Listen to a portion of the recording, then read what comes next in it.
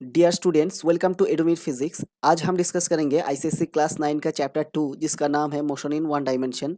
पूरा चैप्टर हम एक ही वीडियो में कवर करेंगे। इस पूरा जो लेक्चर है इसमें टोटल 11 स्लाइड्स है। सब स्लाइड्स आपको देखना है। यहाँ पे हम थियोरेटिकली पूरा चैप्टर को एक्सप्लेन किए हैं। उसके बाद जो कुछ प्रूफ्स हैं उसको हम यहाँ पे डिराइव करके दिखाया है। और आखिर में जो ग्राफ्स रिलेटेड न्यूमेरिकल्स कैसे कैसे हम सॉल्व कर सकते हैं उसको भी एक्सप्लेन करके यहाँ पे दिखाया है। तो चलिए स्टार्ट करते हैं। अब पहले टॉपिक में हम पढ़ेंगे स्केलर एंड वेक्टर क्वांटिटीज। अब स्केलर्स क्या होते हैं? The physical quantities which have magnitude but do not have any direction are called scalar quantities. मतलब जो जो फिजिकल क्वांटिटीज का सिर्फ वैल्यूज होते हैं, एक न्यूमेरिकल वैल्यू होते हैं, लेकिन उसका कोई पर्टिकुलर डायरेक्शन नहीं होता, तो उसे हम बोलते हैं स्केलर क्वांटिटी। जैसे कि हो गया मास, वॉल्यूम, डेंसिटी, टेम्परेचर, और काफ़ी सारे एग्जाम्पल्स यहाँ पे दिया गया है, ये आपको याद कर लेना होगा। ठीक है। और दूसरा जो टॉपिक है ये है वेक्टर्स। वेक्टर्स क्या होते हैं? The physical quantities which have both the magnitude and direction are called the vector quantities.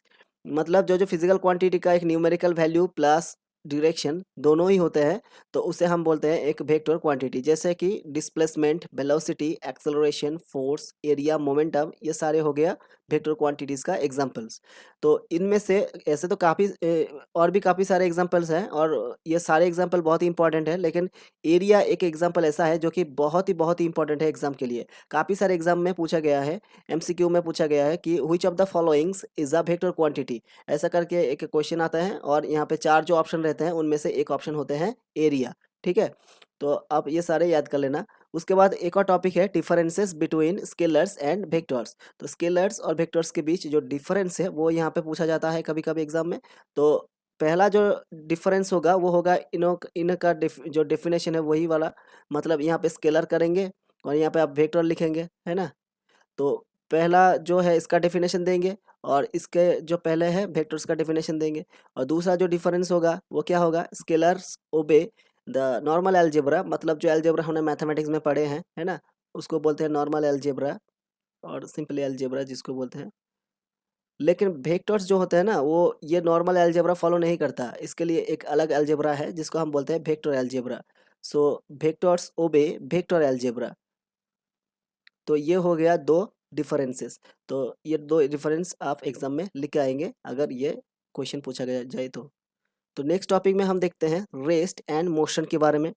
तो क्योंकि जो चैप्टर का नाम है मोशन इन वन डायमेंशन, तो जाहिर है मोशन क्या होता है ये समझना पड़ेगा, रेस्ट क्या होता है वो भी समझना पड़ेगा। तो चलिए स्टार्ट करते हैं स्टेट ऑफ रेस्ट से। If the position of an object does not change with time, the object is said to be at rest. मतलब कोई एक ऑब्जेक्ट है, अगर वो ऑब्जेक्ट टाइम के साथ साथ अपना पोजीशन चेंज नहीं करता, तो वो हर समय वहीं पर होगा, है ना। तो उसका जो स्टेट होगा वो हम बोलेंगे रेस्ट स्टेट। अब इसको ग्राफिकली कैसे हम रिप्रेजेंट करेंगे रेस्ट स्टेट को? मान लीजिए ये ऑब्जेक्ट यहीं पर है और आप एक ऑब्जर्वर हो जो इस ऑब्जेक्ट को आप देख रहे हो। ठीक है। पे आप और जो ऑब्जेक्ट है उसके बीच में जो डिस्टेंस है वो क्या है? मान लीजिए एक्स।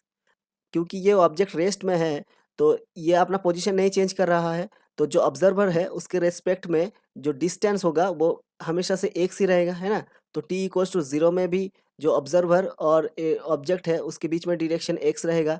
एक्स को मान लीजिए आप 2 मीटर, है ना, 2 मीटर ही रहेगा। तो टी इज इक्वल टू 1 में भी 2 मीटर ही रहेगा। टी इज इक्वल टू 2 में भी, मतलब 2 सेकेंड मान लीजिए, उस उनमें भी डिस्टेंस जो होगा 2 मीटर ही होगा, ये भी 1 सेकेंड मान लीजिए। तो इसका मतलब है हर एक टाइम पे जो डिस्टेंस होता है वो सेम रहते हैं अगर ये ऑब्जेक्ट रेस्ट में है तो, with respect to the observer. तो यहाँ पे डिस्टेंस और टाइम के जो ग्राफ है वो हम कैसे प्लॉट कर सकते हैं? Time t equal to zero में जो डिस्टेंस होगा वो मान लीजिए ये 2 है, तो 2 हो गया। T is equal to 1 second में भी इसका जो डिस्टेंस होगा 2 with respect to the observer, है ना। ऑब्जर्वर और ऑब्जेक्ट के बीच में डिस्टेंस की बात किया जा रहा है यहाँ पे। और 2 सेकेंड में भी इसका 2 ही देखने को मिलेगा। तो हर एक टाइम पे उसका जो डिस्टेंस होगा वो होगा 2 2 2। तो एक ऐसे ग्राफ मिलेगा अगर इस पॉइंट को जोड़ दिया जाए तो। जो रेस्ट ऑब्जेक्ट है उसका जो डिस्टेंस वर्सेस टाइम ग्राफ होगा वो होगा एक straight line parallel to time axis. तो ये भी एग्जाम में पूछ लेते हैं, सीबीएसई में तो बहुत ही इंपॉर्टेंट है, आईसीएसई में भी पूछ लेते हैं।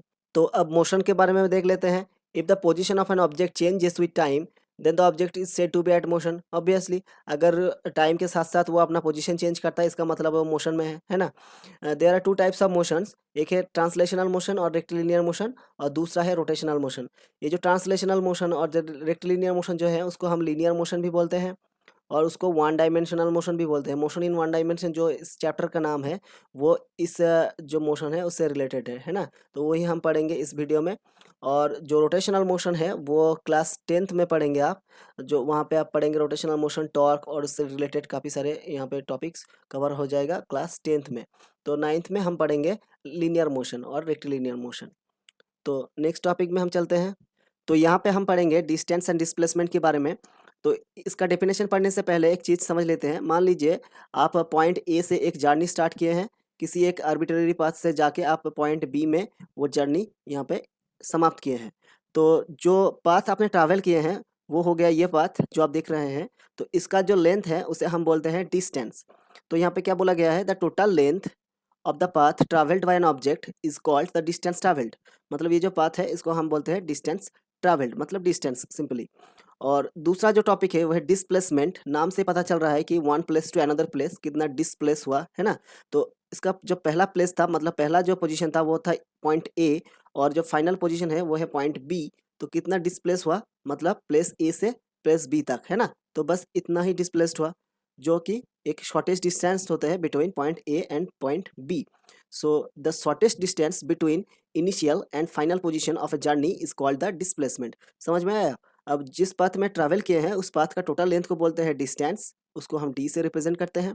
और जो शॉर्टेस्ट डिस्टेंस है between initial and final point और the initial and final position, उसको हम बोलते हैं डिस्प्लेसमेंट, उसको हम एक्स से डिनोट करते हैं, है ना। अब यहाँ पे एक बात बोला गया है कि जो डिस्टेंस है वो एक स्केलर क्वांटिटी है और जो डिस्प्लेसमेंट है वो एक वेक्टर क्वांटिटी है। अब इस चीज़ को समझ लेते हैं। स्केलर के बारे में जो डिस्टेंस है उसके बारे में पहले बात करते हैं। डिस्टेंस का जो एक पर्टिकुलर कोई डायरेक्शन नहीं होता, क्योंकि आप जब यहाँ से स्टार्ट कर रहे हैं तो आपका जो पहला जो डायरेक्शन होगा वो इधर होगा, है ना। उसके बाद अचानक डायरेक्शन हो गया इधर, उसके बाद इधर, और उसके बाद आके इधर डायरेक्शन हो गया। तो ये टोटल जो पाथ है, टोटल जो जर्नी है, उनमें आपका कोई एक पर्टिकुलर डायरेक्शन नहीं है। तो इसीलिए डिस्टेंस हो गया एक स्केलर क्वांटिटी। लेकिन अगर डिस्प्लेसमेंट की बात करें तो डिस्प्लेसमेंट हमेशा से ही इनिशियल पॉइंट से फाइनल पॉइंट की डायरेक्शन में डायरेक्टेड होते हैं, है ना। Initial point two final point, तो इससे हम बोलते हैं डिस्प्लेसमेंट। और इसलिए डिस्प्लेसमेंट हो गया एक वेक्टर क्वांटिटी, क्योंकि उसका एक पर्टिकुलर डायरेक्शन है जो है initial point two final point की दिशा में, है ना। तो hope you understand the distance and displacement. अब यहाँ पे कुछ पॉइंट बोला गया है नोट के अंदर। Distance and displacement has the same unit of metre. तो डिस्टेंस भी एक लेंथ है, डिस्प्लेसमेंट भी एक लेंथ है। तो इसका दोनों का ही जो यूनिट होगा लेंथ के यूनिट के बराबर होगा, जो होते हैं मीटर इन एसआई सिस्टम। तो यही यहाँ पे बोला गया है। If an object moves in a straight path then the distance and displacement are equal. ये बहुत एक इंपॉर्टेंट मतलब स्टेटमेंट है कि मान लीजिए अगर कोई ऑब्जेक्ट एक स्ट्रेट पाथ में मूव कर रहा है तो उसका जो डिस्टेंस होगा वो इतना होगा, ये जो पाथ ट्रैवल किया है इतना। इसका डिस्प्लेसमेंट क्या होगा, देखिए ये हो गया इनिशियल जो उसका पोजीशन, और ये हो गया फाइनल पोजीशन। उसके अंदर जो शॉर्टेस्ट डिस्टेंस भी यही है ना। तो इसका डिस्टेंस एंड डिस्प्लेसमेंट सेम हो रहा है ना। डी इक्वल्स टू एक्स हो रहा है, डिस्टेंस इक्वल्स टू डिस्प्लेसमेंट हो रहा है। और क्या बोला गया उसके साथ साथ, otherwise distance is always greater than displacement. यहाँ पे हमने देखा है कि डिस्टेंस ये है और डिस्प्लेसमेंट इतना है। तो यहाँ पे ऑब्वियसली जो डिस्टेंस है डी, उसका जो लेंथ ज़्यादा है कंपेयर टू एक्स जो डिस्प्लेसमेंट है उसका।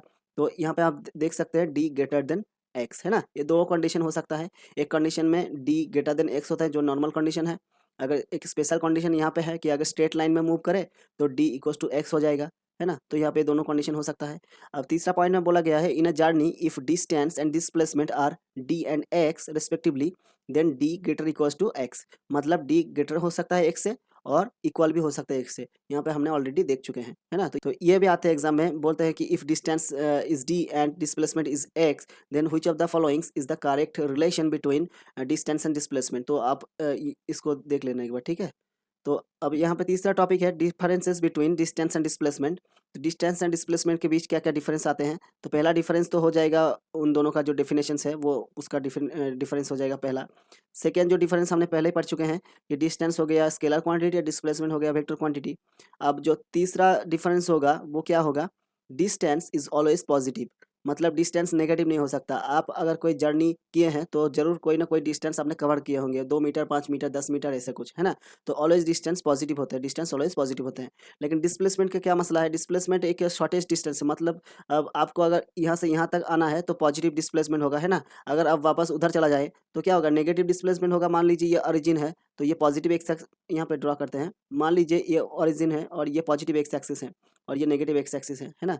तो अगर आप इधर से इधर डिस्प्लेस्ड हुए तो पॉजिटिव डिस्प्लेसमेंट होगा आपका, और इधर डिस्प्लेस्ड हुए तो नेगेटिव डिस्प्लेसमेंट होगा आपका, है ना? लेकिन इन आइदर साइड इसको डिस्टेंस अगर मान लेते हैं तो ये पॉजिटिव होगा, क्योंकि इसका कोई पर्टिकुलर डायरेक्शन नहीं है। लेकिन अगर आपको बोला गया है कि पॉजिटिव एक्स एक्सिस में जाओ और आप गए नेगेटिव एक्स एक्सिस में, मतलब आप नेगेटिव में गए, है ना? तो डिस्प्लेसमेंट नेगेटिव हो सकता है, लेकिन डिस्टेंस हमेशा से ही पॉजिटिव होते हैं, हाँ? डिस्प्लेसमेंट पॉजिटिव नेगेटिव दोनों ही हो सकता है। तो ये तीनों डिफरेंस आप लिख सकते हैं अगर इस क्वेश्चन को एग्जाम में दिया जाए तो, है ना? तो नेक्स्ट टॉपिक देख लेते हैं। यहाँ पे स्पीड एंड वेलोसिटी के बारे में बोला गया है। स्पीड क्या होता है? Speed of an object is defined as the distance travelled per unit time. मतलब जो स्पीड होते हैं वो डिस्टेंस और टाइम के जो रेशियो होते हैं उसको बोलते हैं स्पीड। क्योंकि डिस्टेंस होते हैं एक स्केलर क्वांटिटी, हमने अभी अभी देखा। टाइम भी एक स्केलर क्वांटिटी होते हैं, तो दोनों स्केलर का जो डिवीजन है वो भी एक स्केलर ही होगा, तो इसलिए स्पीड हो गया एक स्केलर क्वांटिटी। अब वेलोसिटी के बारे में देख लेते हैं। The velocity of an object is defined as the displacement of the object per unit time. मतलब डिस्प्लेसमेंट और टाइम का जो रेशियो होते हैं उसे हम बोलते हैं वेलोसिटी। अब जो डिस्प्लेसमेंट है वो क्या होता है कि एक वेक्टर होते हैं और टाइम होते हैं स्केलर। अगर एक वेक्टर को स्केलर से डिवाइड करें तो हमें एक वेक्टर ही मिलते हैं, तो इसलिए velocity is a vector quantity, है ना? अब यहाँ पे नोट में क्या क्या दिया गया है देख लेते हैं। Speed and velocity has the same unit of metre per second. Obviously distance है एक लेंथ, तो उसका यूनिट होगा मीटर। टाइम का यूनिट है सेकेंड, तो इसका जो यूनिट होगा मीटर सेकेंड इनवर्स, है ना? तो डिस्प्लेसमेंट का जो यूनिट है वो भी मीटर ही है, क्योंकि वो भी एक लेंथ है। और टाइम हो गया सेकंड, तो यहाँ पे भी यूनिट जो आ रहा है वेलोसिटी का वो मीटर पर सेकंड ही आ रहा है, तो दोनों का ही यूनिट होगा metre second inverse. If an object moves in straight path then its speed and velocity are equal. जैसे कि हमने पढ़ा था कि डिस्टेंस एंड डिस्प्लेसमेंट भी इक्वल होते हैं, तो डिस्टेंस बाय टाइम और डिस्प्लेसमेंट बाय टाइम ये दोनों भी इक्वल होगा। मतलब स्पीड और वेलोसिटी ये दोनों भी इक्वल होगा अगर ये स्ट्रेट लाइन में मूव करे तो। Otherwise speed is always greater than velocity. जैसे कि हो गया डिस्टेंस ग्रेटर देन डिस्प्लेसमेंट होता है, तो स्पीड भी ग्रेटर देन वेलोसिटी होगा अगर स्ट्रेट लाइन में मूव नहीं करे तो। In a journey if speed and velocity are s and v then s greater equals to v. Obviously यही होगा कि अभी हमने देखा है कि एस ग्रेटर देन बी होता है इन जनरल केस, और जो अगर स्ट्रेट लाइन में मूव करे तो इक्वल होता है। जैसे कि हमने डिस्टेंस एंड डिस्प्लेसमेंट में देखा है, वही चीज़ यहाँ पे भी देखने को मिलता है ना? अब यहाँ पे तीसरे टॉपिक में है differences between speed and velocity. ये आप करेंगे। जो पहला होगा इसका डेफिनेशन, इन दोनों का डेफिनेशन होगा पहला डिफरेंस। सेकंड होगा स्केलर है स्पीड और वेक्टर होते हैं, वेलोसिटी होते हैं वेक्टर, है ना? और तीसरा जो है, क्योंकि जो डिस्टेंस पॉजिटिव होते हैं ऑलवेज, टाइम भी नेगेटिव नहीं होता। टाइम आप नेगेटिव 1 सेकंड नहीं बोल सकते, तो दोनों ही पॉजिटिव होगा। तो पॉजिटिव और पॉजिटिव का जो रेशियो स्पीड है वो भी पॉजिटिव होगा, तो स्पीड ऑलवेज पॉजिटिव होता है। और वेलोसिटी क्या होता है? डिस्प्लेसमेंट नेगेटिव होता है, हमने पिछले स्लाइड में देखा है। और time always positive, so negative by positive यहाँ पे वेलोसिटी आता है, नेगेटिव बाई पॉजिटिव, तो ये भी नेगेटिव होता है ना? तो वेलोसिटी नेगेटिव हो सकता है। डिस्प्लेसमेंट पॉजिटिव अगर हुआ तो वेलोसिटी पॉजिटिव होगा, डिस्प्लेसमेंट अगर नेगेटिव हुआ तो वेलोसिटी भी नेगेटिव होता है। तो वेलोसिटी नेगेटिव पॉजिटिव बोथ होते हैं, हो सकता है, लेकिन स्पीड हमेशा से ही पॉजिटिव होते हैं, है ना? सो नेक्स्ट टॉपिक यहाँ पे देख लेते हैं। यहाँ पे है uniform, instantaneous and average velocities. इसके बारे में हम पढ़ेंगे अब। यूनिफॉर्म वेलोसिटी, यूनिफॉर्म का क्या मतलब क्या है? यूनिफॉर्म का मतलब होता है कांस्टेंट, मतलब कांस्टेंट वेलोसिटी। वेलोसिटी अगर कांस्टेंट हुआ तो उसे हम बोलते हैं uniform velocity. If an object covers equal displacement in equal time interval then the velocity is called uniform velocity. मान लीजिए अगर कोई ऑब्जेक्ट 2 सेकंड में 5 मीटर जाते हैं, अगले 2 सेकंड में और 5 मीटर, मतलब अगले 2 सेकंड का मतलब टोटल 4 सेकंड हो गया, और 5 सेकंड का मतलब 10 मीटर हो गया, है ना? और 5 मीटर का मतलब 10 मीटर हो गया। तो अगले 2 सेकंड अगर फिर से जोड़ा जाए तो 6 सेकंड हो जाएगा, और अगले 5 मीटर फिर जाएगा तो टोटल होगा 15 मीटर, ऐसे ऐसे। अगर इक्वल इक्वल टाइम इंटरवल में इक्वल इक्वल डिस्टेंस जाते हैं, मतलब हर 2 सेकंड में हर 5 मीटर जाते हैं, हर 2 सेकंड में 5 मीटर करके जाते हैं, तो इसे बोलते हैं यूनिफॉर्म वेलोसिटी। मतलब ये हो गया टाइम और ये हो गया उसका डिस्प्लेसमेंट। तो वेलोसिटी क्या होगा? डिस्प्लेसमेंट बाय टाइम होता है ना? तो यहाँ पे 5/2 आएगा, और यहाँ पे भी 10/4 आएगा, जो होते हैं 5/2। यहाँ पे भी आएगा 15/6 जो होता है 5/2। देख लीजिए यहाँ पे 3 से यहाँ पे कट जाएगा है ना, तो 5/2। तो वेलोसिटी हमेशा से 5/2 5/2 5/2 ही रहता है ना, तो इसीलिए इसको हम बोलते हैं कांस्टेंट वेलोसिटी। अगर इक्वल टाइम इंटरवल में इक्वल डिस्टेंस जाए तो उसका वेलोसिटी कांस्टेंट ही रहता है। तो वेलोसिटी के साथ टाइम का अगर प्लॉट हम यहाँ पे प्लॉट करें, ग्राफ प्लॉट करें, तो क्या आएगा, अगर टाइम 0 है तब कुछ एक वेलोसिटी रहेगा उसका, है ना। टाइम अगर 1 सेकंड हो गया तो उसके बाद की वेलोसिटी सेम रहेगा क्योंकि कांस्टेंट वेलोसिटी है।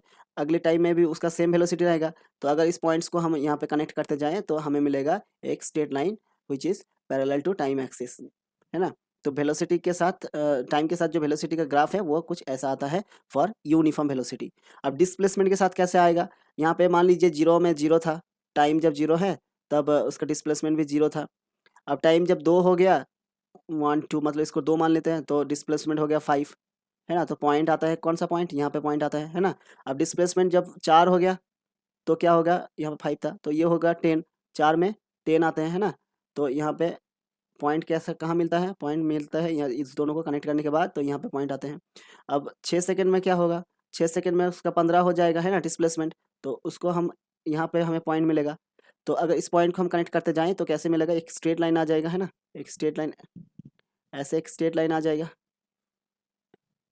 एक स्ट्रेट लाइन ऐसे आएगा जो पासिंग थ्रू द ऑरिजिन होगा। तो एक straight line passing through the origin, ये होते हैं डिस्प्लेसमेंट वर्सेस टाइम ग्राफ, मतलब ऐसे आते हैं। डिस्प्लेसमेंट वर्सेस टाइम ग्राफ कुछ ऐसे आते हैं, है ना। ये हो गया डिस्प्लेसमेंट मतलब एक्स, और ये हो गया टाइम, तो ये ग्राफ ये होते हैं। तो hope you understand the uniform velocity. अब देख लेते हैं इंस्टेंटेनियस वेलोसिटी क्या होता है।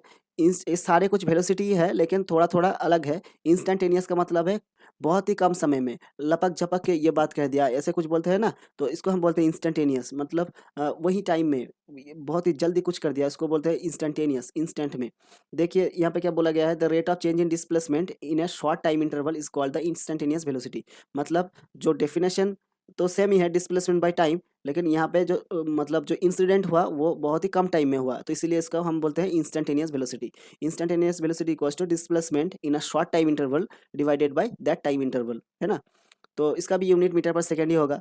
अब थर्ड जो टॉपिक है वो है एवरेज वेलोसिटी। एवरेज वेलोसिटी क्या है, एक वाइड टाइम रेंज में होते हैं डिस्प्लेसमेंट, तो उसको हम एवरेज वेलोसिटी में गिनते हैं। जैसे मान लीजिए यहाँ पे किसी एक टाइम में आप यहाँ पे t इज इक्वल टू 0 पे किसी का अगर डिस्प्लेसमेंट है 2 मीटर, और उसके बाद 50 सेकंड के बाद एक फाइनाइट टाइम है ना, आप स्टॉप वॉच में देख सकते हैं 50 सेकंड कब हुआ, एक फाइनाइट टाइम, या फिर 150 सेकंड भी आप मान लीजिए। अगर उसका जो डिस्प्लेसमेंट हो गया मान लीजिए 20 मीटर, 20 मीटर, देन क्या होता है कि इसका जो एवरेज वेलोसिटी होगा वो होगा total displacement divided by total time.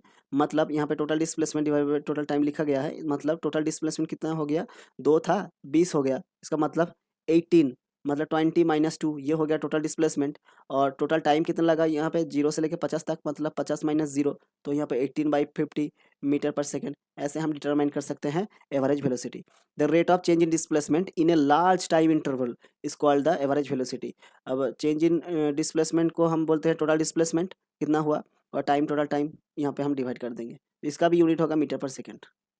तो अब नेक्स्ट टॉपिक देख लेते हैं एक्सेलरेशन एंड रिटार्डेशन।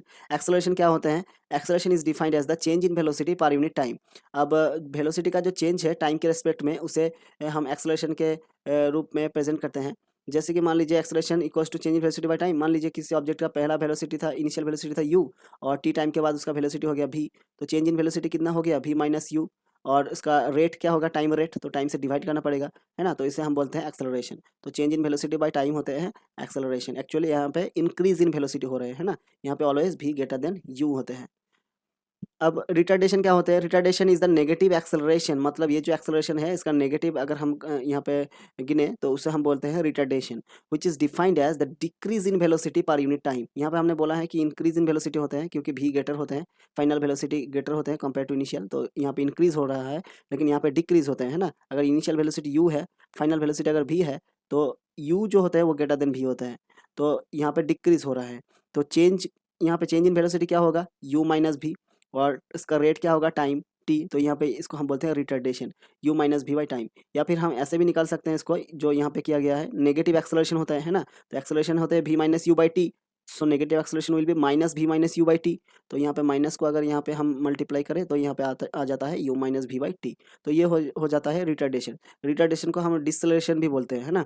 तो यहाँ पे नोट में क्या लिखा गया है, acceleration and retardation has the same unit of metre per second square. यहाँ पे वही होता है क्योंकि ये दोनों ही होते हैं वेलोसिटी का चेंज बाय टाइम, है ना, बाय डेफिनेशन। सो यहाँ पे वेलोसिटी का चेंज मतलब एक वेलोसिटी आते हैं ऊपर में, तो यहाँ से हम देख लेते हैं कि उसका जो ऊपर में है वेलोसिटी बाई टाइम आते हैं, मतलब मीटर सेकेंड इनवर्स होता है वेलोसिटी का यूनिट, और नीचे एक सेकंड है टाइम के लिए।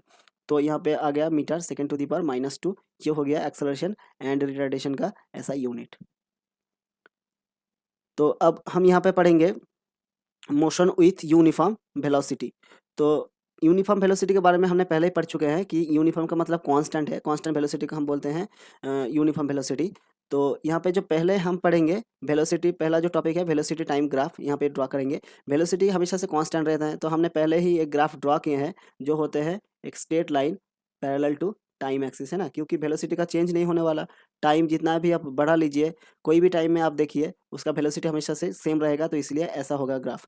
सेकेंड जो ग्राफ है यहाँ पे हम ड्रा करेंगे एक्सेलरेशन टाइम ग्राफ। जो एक ऑब्जेक्ट जो होते हैं वो अगर कांस्टेंट वेलोसिटी लेके मूव कर रहा है तो उसका वेलोसिटी चेंज नहीं हो रहा है, लेकिन एक्सेलरेशन का जो डेफिनेशन है change in velocity by time, change in velocity होगा यहाँ पे क्या, जीरो, क्योंकि वेलोसिटी चेंज ही नहीं हो रहा, तो जो टोटल एक्सेलरेशन होगा वो भी जीरो होते हैं। ये भी एमसीक्यू में आते हैं, what is the acceleration for a particle moving with constant velocity, ऐसे कुछ पूछ लेते हैं। तो acceleration of A particle moving with constant velocity is always zero, ठीक है। और एक चीज़ यहाँ पे मैंने बताना भूल गया, क्योंकि यूनिफॉर्म वेलोसिटी को हम बोलते हैं, अगर कोई ऑब्जेक्ट यूनिफॉर्म वेलोसिटी लेके मूव कर रहा है तो उसको मोशन को भी हम बोलते हैं यूनिफॉर्म मोशन, ठीक है, यूनिफॉर्म मोशन भी बोलते हैं। अगर आपको पूछा जाए कि draw the curve for uniform motion, then ये वाला कर्व होगा, ठीक है, वेलोसिटी टाइम ग्राफ। तो यहाँ पे एक्सेलरेशन क्या होता है, हमेशा से जीरो होते हैं। तो अगर किसी भी टाइम में आप देख लीजिए एक्सेलरेशन हमेशा से क्या होगा, जीरो ही होगा, क्योंकि एक्सेलरेशन तो वाई एक्सिस में है, तो हमेशा से ये जीरो है, तो एक्सेलरेशन हमेशा से जीरो ही होगा। तो जो ग्राफ होगा वो बिल्कुल टाइम एक्सिस के ऊपर होगा, है ना। तो अलोंग द टाइम एक्सिस होगा एक्सेलरेशन वर्सेस टाइम जो ग्राफ है। और जो तीसरा यहाँ पे टॉपिक है वो है डिस्प्लेसमेंट टाइम ग्राफ। तो अगर एक पार्टिकल x जीरो से x तक जाए टी टाइम में, तो उसका जो वेलोसिटी होते हैं वो v equals to x minus x zero by t, यहाँ से हमें मिलते हैं ये इक्वेशन। तो अब इस इक्वेशन में, इस इक्वेशन को लेके हमें क्या है, एक ग्राफ ड्रा करना है। तो मान लीजिए यहाँ पे x zero equals to one और भी को भी एक वन मान लीजिए, एक मान लीजिए, तो यहाँ पे हमें मिलता है equation x equal to t plus one, है ना। तो टी अगर जीरो है तो एक्स इक्वल्स टू क्या होगा, वन होगा, है ना। टी इक्वल्स टू अगर वन है तो एक्स इक्वल्स टू क्या होगा, वन प्लस वन टू आएगा।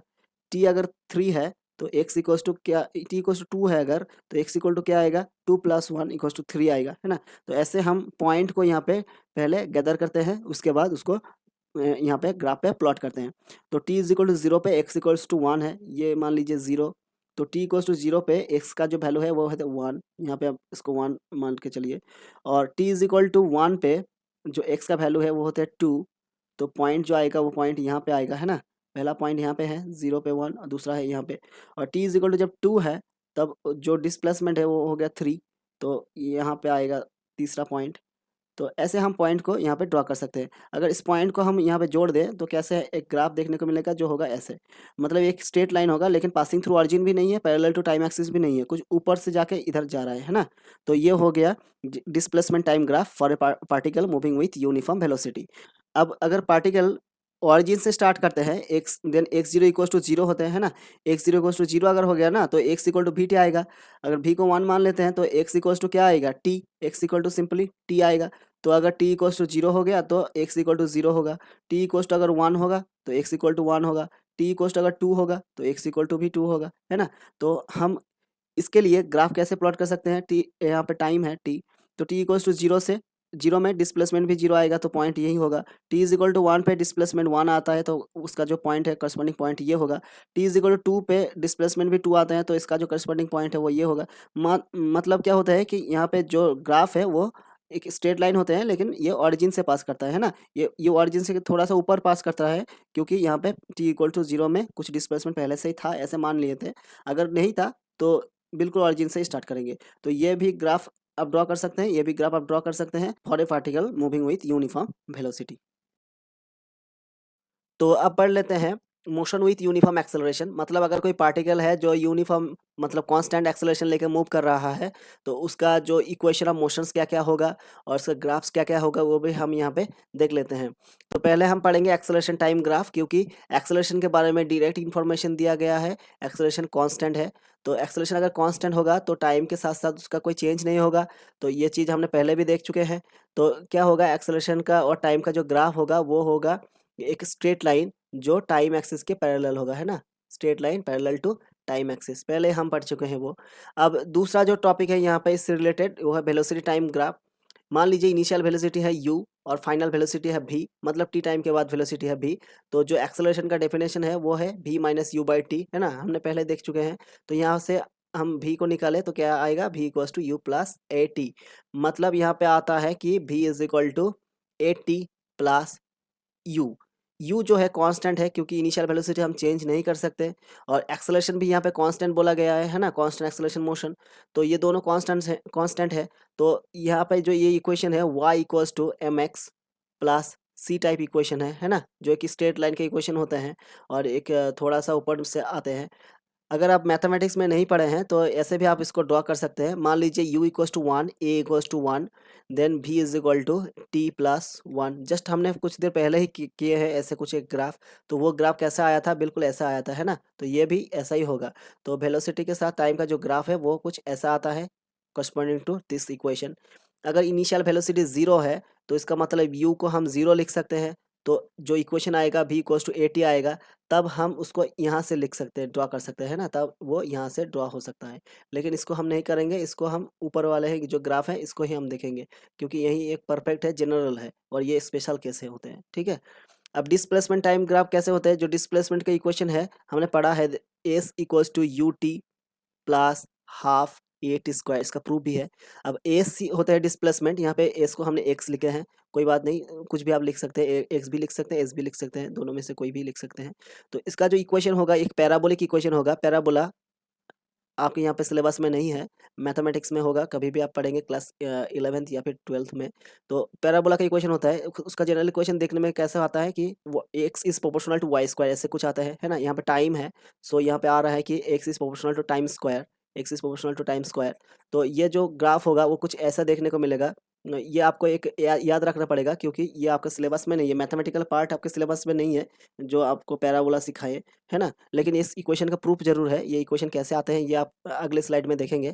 लेकिन ये ग्राफ का नेचर ऐसे कैसे आते हैं ये आपको मतलब एक याद रखना पड़ेगा, एक छोटा सा चीज़, क्योंकि ये आपके सिलेबस में नहीं है। आप यहाँ पे पॉइंट करके आप ड्रॉ कर सकते हैं। एक्स इक्वल्स टू मतलब मान लीजिए यू इक्वल्स टू वन, तो टी यहाँ पे आ जाएगा, और ए इक्वल्स टू टू मान लीजिए तो यहाँ पे टी स्क्वायर आ जाएगा, है ना। अगर t is equal to zero हुआ तो एक्स इक्वल टू जीरो, ऐसे आप ड्रॉ भी कर सकते हैं। X equal to zero, t equals to अगर वन हो गया तो एक्स इक्वल्स टू टू आएगा, है ना। टी इज इक्वल टू अगर टू आया तो एक्स इक्वल्स टू क्या आएगा, टू प्लस फोर मतलब सिक्स आएगा। टी इज इक्वल टू अगर थ्री आया तो थ्री प्लस नाइन मतलब 12 आ जाएगा, है ना। तो ऐसे आप ड्रॉ कर सकते हैं, जो पॉइंट हमने पहले ड्रॉ करना सिखाया ग्राफ, उसी कॉन्सेप्ट को अब यहाँ यूज़ करके ड्रॉ कर सकते हैं, ऐसा ही नेचर आएगा। ये होता है एक पैराबोलिक नेचर, ठीक है, पैराबोलिक नेचर। तो अब यहाँ पे पढ़ेंगे इक्वेशंस ऑफ मोशन। बेसिकली जो तीन इक्वेशन ऑफ मोशंस है ये हम यहाँ पे इसका डेरिवेशन हम देखेंगे। तो पहला जो है वो v is equal to u plus a t. तो इसका प्रूफ कैसे करते हैं ये हम देख लेते हैं। Let an object is moving with constant acceleration, ये तीनों जो इक्वेशंस है ये कांस्टेंट एक्सेलरेशन मोशन के लिए ही एप्लीकेबल होते हैं, ठीक है। तो मान लीजिए कोई एक ऑब्जेक्ट है जो कांस्टेंट एक्सेलरेशन ए से मूव कर रहा है, उसका इनिशियल वेलोसिटी है u, आफ्टर टी टाइम उसका वेलोसिटी हो गया v। तो उसका जो एक्सेलरेशन होगा वो a equals to v minus u by t. तो अगर हम इसको रीअरेंज करें तो हमें मिलता है v is equal to u plus a t. ये बहुत एक ईजी है, तो ये एग्जाम में भी आते हैं। इसका जो अगर एग्जाम में आए तो इसका जो मार्क्स रहता है 2 मार्क्स रहते हैं, 2 मार्क्स से क्वेश्चन बनता है यहाँ से, v is equal to u plus a t का प्रूफ, है ना। तो अब यहाँ पे दूसरा इक्वेशन देख लेते हैं, s equal to u t plus half a t square. यहाँ पे एस हो गया डिस्प्लेसमेंट। तो डिस्प्लेसमेंट क्या होता है, हमें पता है कि velocity equals to displacement by time, है ना। तो डिस्प्लेसमेंट क्या होता है, वेलोसिटी इनटू टाइम होता है ना। लेकिन क्योंकि यहाँ पे वेलोसिटी फिक्स नहीं है, इनिशियल वेलोसिटी था u, उसके बाद वेलोसिटी हो गया v, मतलब वेलोसिटी फिक्स नहीं है, तो हमें एवरेज वेलोसिटी लेना पड़ेगा। वो होता है initial plus final by two, है ना। तो यहाँ पे x equal to v t होता है, v की जगह हम एवरेज वेलोसिटी ले लेते हैं। तो डिस्प्लेसमेंट हो गया x equals to average velocity into time. So यहाँ पे एवरेज वेलोसिटी हो गया u plus v by two. So हम लिख सकते हैं यहाँ पे s equals to u plus v by two into time की जगह t। तो यहाँ पे हम क्या लिख सकते हैं, अब देख लीजिए यहाँ पे जो v है वो u प्लस ए टी है, हमने पिछले इक्वेशन में देखा है, तो उसको यहाँ पे हमने यहाँ पे पुट कर दिया है v की जगह u प्लस ए टी। तो हमें मिलता है 2u plus a t by two into T. तो अब क्या कर सकते हैं यहाँ पे, इस इक्वेशन के बाद हम क्या कर सकते हैं यहाँ पे देखते हैं s equals to 2u t, यहाँ पे t से मल्टीप्लाई कर दिया है और डिवाइडेड बाई 2 प्लस यहाँ पे प्लस है a t by two into t, मतलब a t by two into t. So t square हो गया, नीचे 2 है तो ये होते हैं, यहाँ पे 2 कट हो गया, तो अल्टीमेटली क्या आता है you t plus half a t square. तो ये इक्वेशन भी प्रूफ हो गया। तो अब तीसरा इक्वेशन देख लेते हैं। बेसिकली ये दो जो इक्वेशन हैं इसको हम पहले इरेज करते हैं। जो ये जो दो इक्वेशन है, एक दो, ये दोनों इक्वेशन से हम तीसरा इक्वेशन प्रूव कर सकते हैं। So we have v equal to u plus a t, s equal to u t plus half a t square. तो यहाँ से हम पहले इक्वेशन से जो t को निकल लेते हैं, v माइनस यू बाई ए आते हैं ना t, इस पहले वाला इक्वेशन से v माइनस यू बाई ए उसे हम लिख सकते हैं t। तो इस जो t का हमने जो इक्वेशन एक निकाला उसको हम इक्वेशन 2 में यहाँ पे पुट करेंगे, तो क्या आते हैं s equals to u, t के जगह हम लिख सकते हैं v minus u by a plus half a, यहाँ पे t के जगह लिख सकते हैं v minus u by t, a v minus u by a उसका स्क्वायर t के जगह, है ना।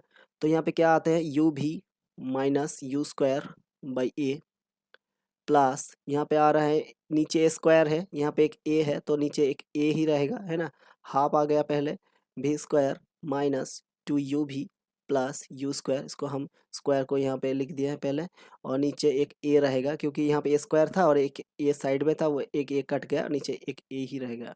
तो यहाँ पे 2a हो गया उसका जो एलसीएम, क्योंकि यहाँ पे 2a है, इसको हम यहाँ पे ना लिख के यहाँ पे लिख सकते हैं।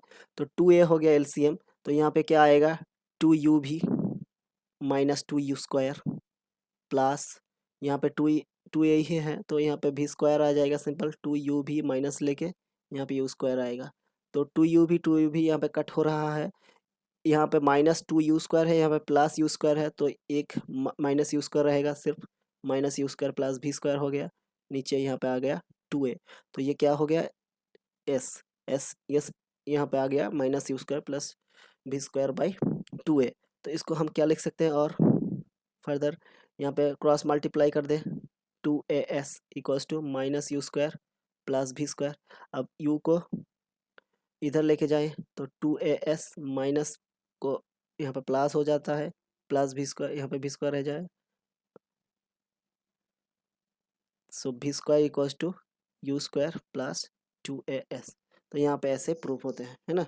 तो ये जो टाइम है इसको हम अगर यहाँ पे पुट करें तो हमें ultimately v square is equal to u square plus 2as जो फॉर्मूला है वो यहाँ पे मिलता है। तो ऐसे हम प्रूव कर सकते हैं जो तीनों इक्वेशन है। अगर कोई ऑब्जेक्ट को ऊपर फेंका जाए तो उसका भी मोशन एक लीनियर मोशन ही होता है ना, vertical upward motion linear motion होते हैं।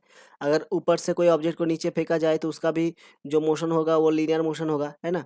जब कोई ऑब्जेक्ट ऊपर उठ रहा है और ग्रेविटी तो नीचे वर्क करता है ना डाउनवर्ड डायरेक्शन में, तो इसका मतलब है इसका जो एक्सेलरेशन है वो ग्रेविटी के अगेंस्ट है, इसलिए माइनस जी होते हैं एक्सेलरेशन। अब जो पार्टिकल फॉल कर रहे हैं फ्री फॉल बोलते हैं इसको, वर्टिकल डाउनवर्ड फॉल कर रहे हैं इसका मतलब फ्री फॉल है, ग्रेविटी की हेल्प से नीचे फॉल कर रहा है, तो मतलब ग्रेविटी भी नीचे है और फॉलिंग भी नीचे है, तो इसका जो एक्सेलरेशन होगा वो होगा प्लस जी। तो वर्टिकली अपवर्ड मोशन के लिए यहाँ पे ए इक्वल्स टू माइनस जी लिखेंगे और डिस्टेंस को हम एच भी लिख सकते हैं, है ना। तो इक्वेशन आते हैं ऐसे कुछ, v is equal to u minus g t, h equal to u t minus half g t square और v square equals to u square minus 2j। ये हो गया वर्टिकल अपवर्ड मोशन में जो ये वाला एक्सेलरेशन पुट करके। अब वर्टिकली डाउनवर्ड मोशन के लिए ए इक्वल्स टू प्लस जी होते हैं, है ना। तो जहाँ जहाँ हमें ए मिलता है वहाँ पे हम प्लस जी यहाँ पे पुट करेंगे तो हमें ऐसा कुछ इक्वेशंस मिलते हैं। तो इस स्लाइड में हम देखेंगे कि ग्राफ रिलेटेड न्यूमेरिकल्स कैसे सॉल्व कर सकते हैं। तो इसके लिए आपको ये कुछ पॉइंट्स याद रखना पड़ेगा, पहले इसको समझ लेते हैं फिर याद रखेंगे आप, ठीक है। स्लोप क्या होता है ये चीज़ पहले आपको समझना पड़ेगा, और एरिया क्या होता है ये भी आपको पहले समझना पड़ेगा। मान लीजिए कोई एक ग्राफ है ऐसे, ये हो गया एक्स एक्सिस, ये हो गया वाई एक्सिस, है ना। तो इस ग्राफ का स्लोप क्या होता है, स्लोप जो होता है ना, इस ग्राफ का स्लोप होते हैं यहाँ पे जो delta y by delta x, मतलब एक्स का जो चेंज है उसके करस्पॉन्डिंग वाई का कितना चेंज हुआ, ये डिटरमाइन करते हैं एक स्लोप। मतलब मान लीजिए ये एक पॉइंट है और ये एक पॉइंट है, ग्राफ में दोनों पॉइंट है, तो इस 2 पॉइंट में एक्स का कितना चेंज होता है, तो यहाँ पे आपको ड्रॉ करना पड़ेगा एक्स एक्सिस में।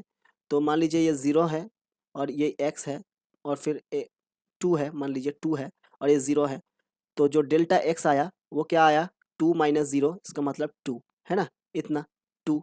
अब वाई का कितना चेंज हुआ है, ये 0 है और इसको वाई एक्सिस में एक परपेंडिकुलर ड्रॉ करें तो ये इतना तक आते हैं। मान लीजिए ये 5 है, तो y का कितना चेंज हुआ, delta y equals to 5 minus 0, इसका मतलब है 5। 5 माइनस 0 मतलब इतना चेंज हुआ है ना, इतना चेंज हुआ। तो कितना हो गया, 5 माइनस 0 मतलब 5। तो इसका जो स्लोप होगा वो होगा 5/2, क्योंकि delta y by delta x होते हैं, है ना। तो ऐसे हम स्लोप यहाँ पे निकल पाते हैं। तो अगर इसको इरेज करते हैं, मान लीजिए ये टाइम एक्सिस है और ये डिस्प्लेसमेंट एक्सिस है ना, और ये एक ग्राफ है। तो इसका स्लोप क्या आएगा, इसका जो स्लोप होगा वो होगा delta x by delta T, है ना। यहाँ पे y की जगह हमने x लिखे हैं और x की जगह t लिखे हैं। तो जो स्लोप होगा delta y by delta T था, तो अब हो गया delta x by delta t.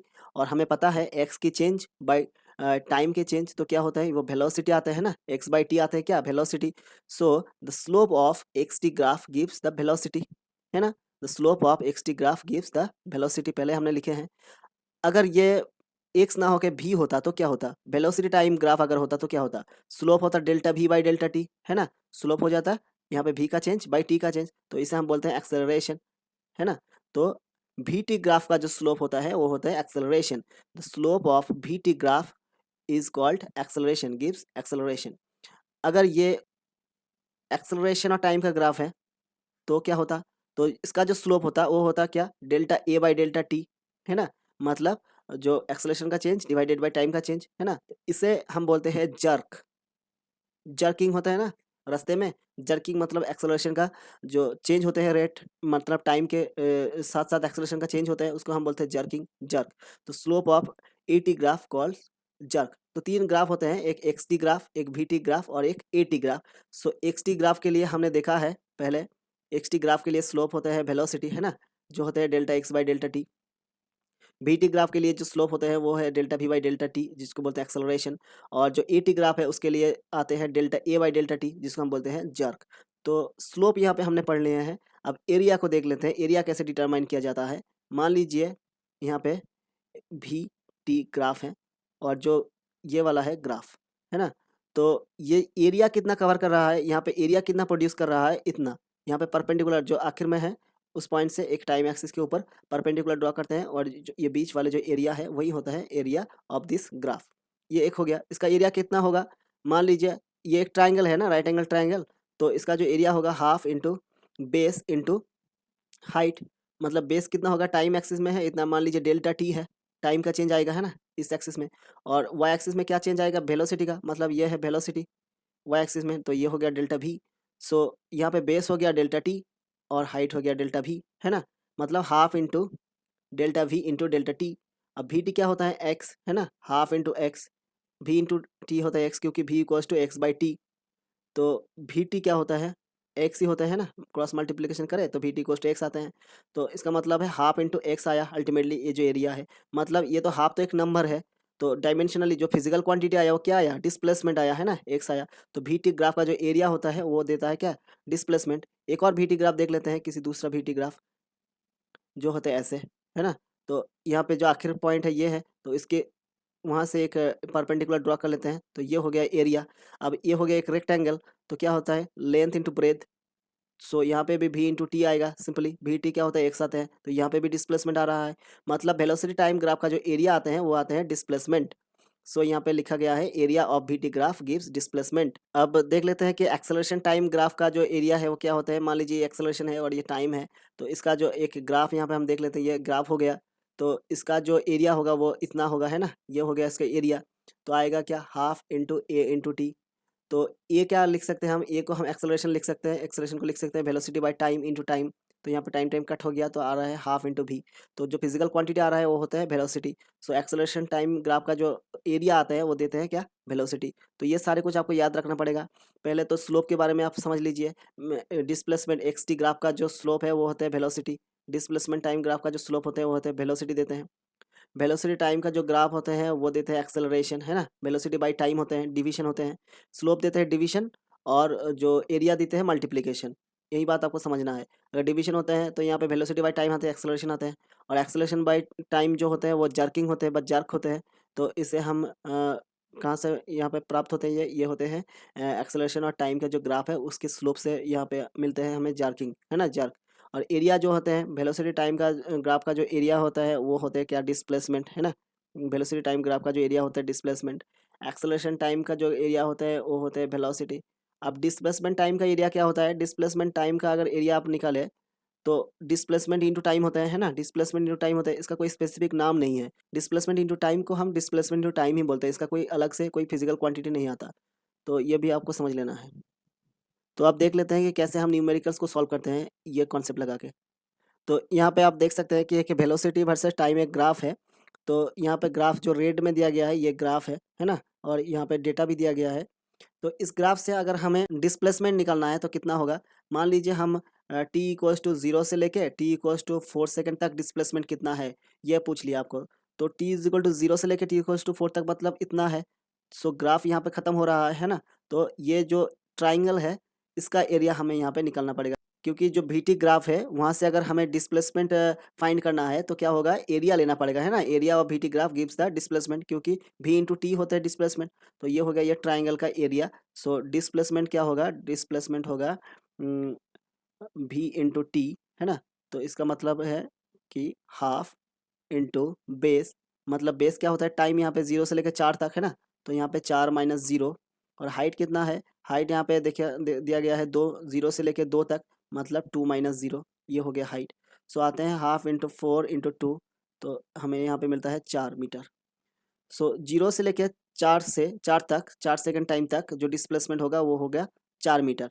अब यहाँ पे पूछ लेते हैं, अगर टोटल डिस्प्लेसमेंट पूछा जाए तो क्या होगा, टोटल डिस्प्लेसमेंट मतलब टोटल एरिया, है ना। ये ट्राइंगल तो है ही, साथ ही साथ ये वाला ट्राइंगल भी है।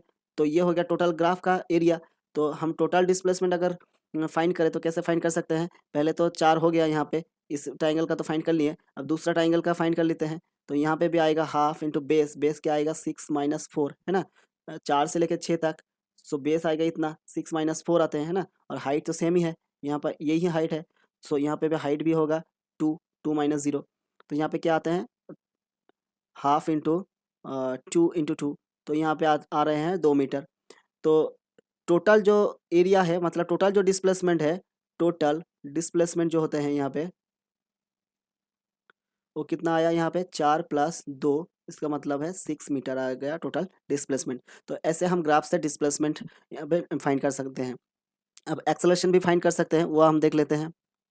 तो एक्सेलरेशन कैसे फाइंड करेंगे, तो पहले हम 0 से लेके 4 सेकंड के बीच में जो उसका जो ग्राफ है उसका एक्सेलरेशन फाइंड कर लेते हैं पहले।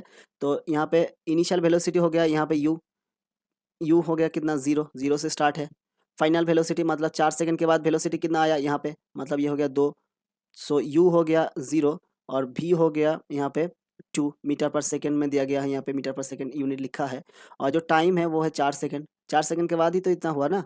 तो यहाँ पे जो एक्सेलरेशन उसका क्या आएगा, v minus u by T, है ना। सो यहाँ पे v है 2, u हो गया 0 और टाइम हो गया 4। सो यहाँ पे 2/4 आएगा, इसका मतलब है 0.5 मीटर पर सेकंड स्क्वायर आ गया। तो ऐसे हम एक्सेलरेशन भी फाइंड कर सकते हैं। अगर हमें पूछा गया कि 4 से लेकर 6 तक, मतलब 4 सेकंड से लेकर 6 सेकंड के बीच में एक्सेलरेशन कितना होगा, तो उस केस में हमें क्या करना पड़ेगा, इनिशियल वेलोसिटी क्या आ रहा है यहाँ पे, स्टार्टिंग हो रहा है 4 से, मतलब ये हो गया इनिशियल और ये हो गया फाइनल, है ना।